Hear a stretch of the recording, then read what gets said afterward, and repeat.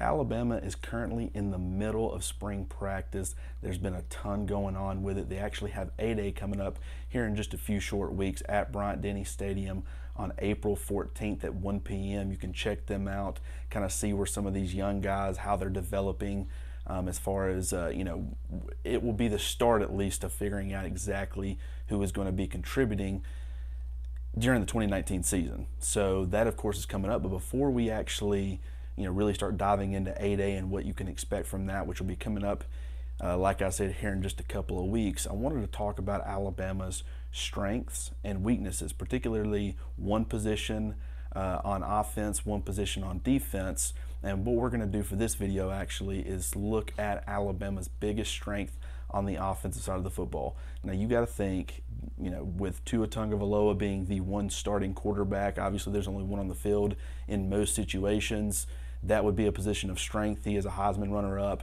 There's no doubt Alabama is in great hands as far as the quarterback position goes. When you talk about him and Mac Jones having at least some experience under his belt, the two young guns and Paul Tyson and to his little brother Talia Tagovailoa, there's just a lot to like at that position. But when you're talking about the fact that Alabama has so many guys returning at wide receiver, there's no doubt that is the strongest and deepest position on the roster. When you talk about guys like Jerry Judy and Devontae Smith, Henry Ruggs, Jalen Waddle, all four of those guys were heavy contributors during the 2018 season. You can expect a lot more from all four of them, coming up, whether it be in spring or in the fall.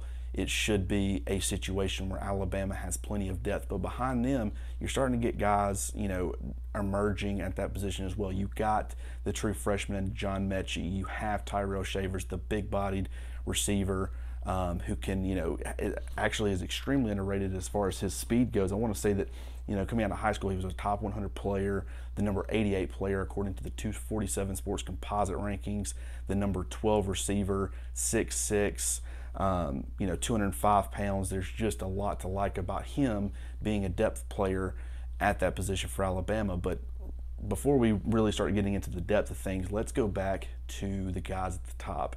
Jerry Judy, first team All-American, was one of the most impressive receivers, 68 receptions, 1,315 yards, 14 receiving touchdowns, proved to be a big play threat for Alabama's offense. You can use him in a variety of ways. The coaching staff did a fantastic job, whether it be inside or out.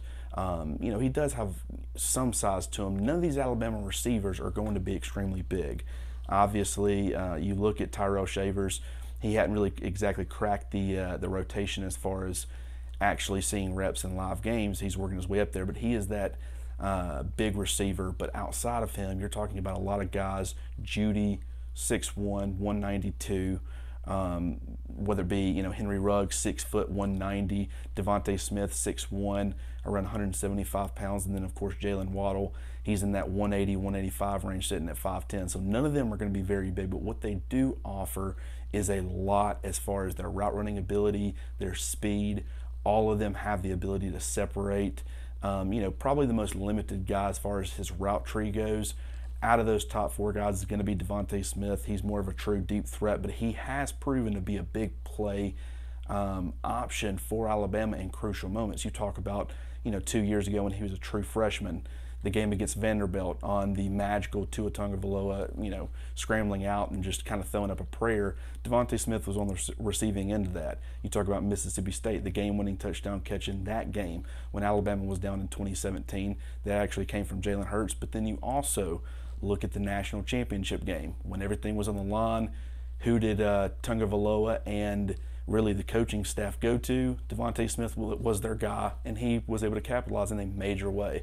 So while he is somewhat limited and more of looked at as the deep threat, he's not going to win at all levels of the field as consistently as those other top three guys, but he's still a very effective option for Alabama. But when you talk about Jerry Judy, he is their true number one option. He's, has the makeup from a physical standpoint. Like I said, he's not going to be the biggest. He was only 192 pounds, but there's plenty of receivers in the NFL that are around that same size who are very effective. He should end up being a top 10 pick when he's eligible to come out in 2020. Do not expect him to stick around for a senior year. I'm not saying that it's impossible. A lot can happen, but as of right now, it's probably looking more and more likely like Alabama could end up losing, at least Henry Ruggs and Jerry Judy following the 2019 season. So definitely enjoy this last little bit of football that we get to see from them in a Crimson Tide uniform. As far as player comparisons go, for a guy like Jerry Judy, it's going to be Odell Beckham Jr. for me. And I get that that is a very high bar. A lot of people, when it comes to player comparisons, they get very uptight. They don't like to make them. I've never minded because you got to put context in it. But there's no doubt when you talk about, size similarities. Like I said, Judy is 6'1", 192. He's a little bit bigger as far as his length goes compared to a guy like Odell Beckham Jr. I think Odell's only, like 5'11", 198, something like that. But it's the way that they win. They win in a variety of ways that both make them special and can be utilized in an offense in a similar manner. You talk about the fact that the catch radius even though neither one of them are, super big, they both have an extremely impressive catch radius due to their leaping ability. They can both climb the ladder and go win 50-50 balls.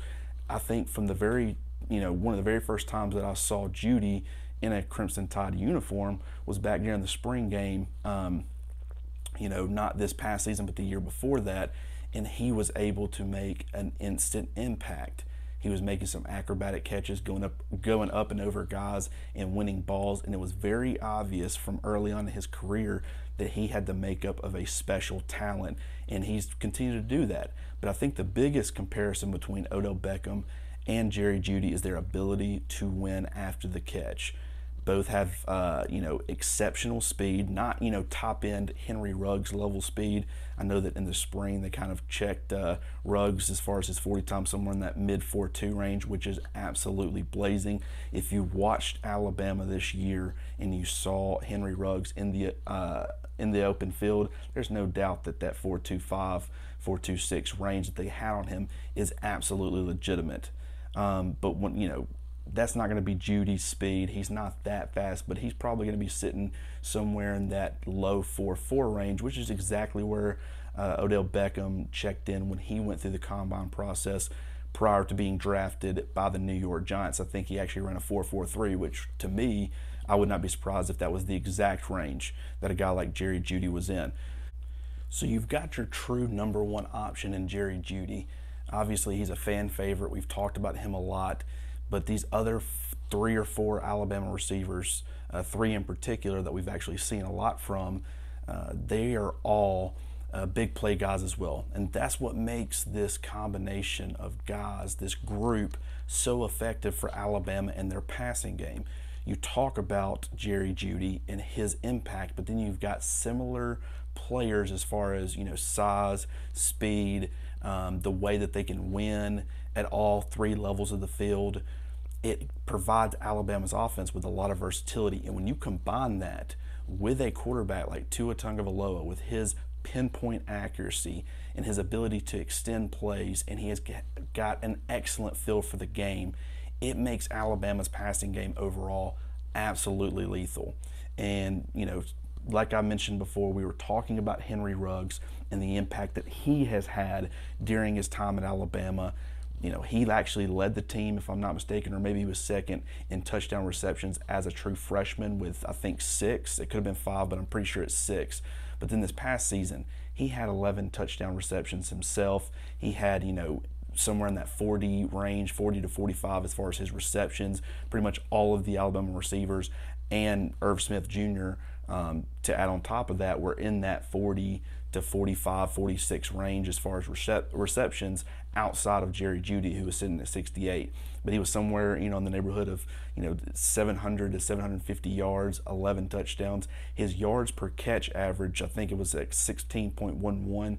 It was not nearly as high as some of these other guys, like, Jerry Judy, who was sitting at 19.34, or Jalen Waddle at 18.84.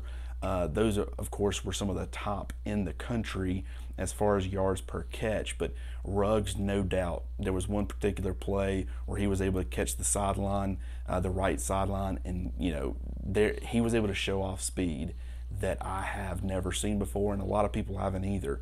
So you talk about him, you talk about Judy, you talk about Devontae Smith and his ability to be a perfect complementary guy. And in those clutch moments, you can rely on him. He's proven that. But then you also throw in a guy like Jalen Waddle, who to me, I know that I've made the comparison for Jerry Judy to Odell Beckham Jr. That's already a huge leap for probably a lot of people, but I'm sticking to it. I like the comparison between the two in a lot of aspects. They're not the same player, but they're similar enough where I think that, we'll be talking about Jerry Judy in the NFL like we talk about Odell Beckham now. But as far as Jalen Waddle, when I saw how he was used coming out of high school, he was playing some wildcat running back, some standard running back out of the shotgun, jet sweeps, as a receiver. Just he was used in such a variety of ways. He's a little bit on the smaller side. He's an impact player as a return man. Obviously, he made a lot of big plays for Alabama in that part of his in that facet this past season. He's very similar, in my opinion, to a guy like Tyreek Hill, the Kansas City Chiefs wide receiver, who has become another one of the top receivers in the NFL. He was Waddle at least, was a 5-star, at least to some recruiting services coming out of high school. And even though Alabama was stacked at that position, he found a way to get onto the field. And I think that that's what a lot of young guys that come to Alabama are looking to try to do, but very few are able to achieve it in the same way that Waddle did. Over the course of the season, he started becoming more and more utilized and involved in the offensive game plan, and that put a lot of pressure on opposing defenses when you're already talking about these other guys. You talk about putting your best corner on one particular Alabama receiver, and then, or putting your number one corner on the opposing team's, Alabama's in particular, number 2 receiver, and then rolling coverage to the number 1 receiver side. That's something that some defenses attempted at different points last season against Alabama with very limited success because of how deep they are at that position. So obviously, like I said, you've got some depth guys. Jadarius Townsend, he's been seeing some reps at running back. He's got a history at receiver. We saw him in the 8A game last year with that huge touchdown catch he caught. I think it was a drag route running across the middle of the field. Was able to run over a defender and then took it to the house for a touchdown. He's another former 4-star guy, kind of gadget player, can do a lot of different things for you, whether it's a defensive back, receiver, running back. He played quarterback in high school. And then, of course, others like, Xavier Williams, Slade Bolden, a guy that also has kind of bounced around a little bit. Maybe not at Alabama, but in high school he played a little running back and receiver.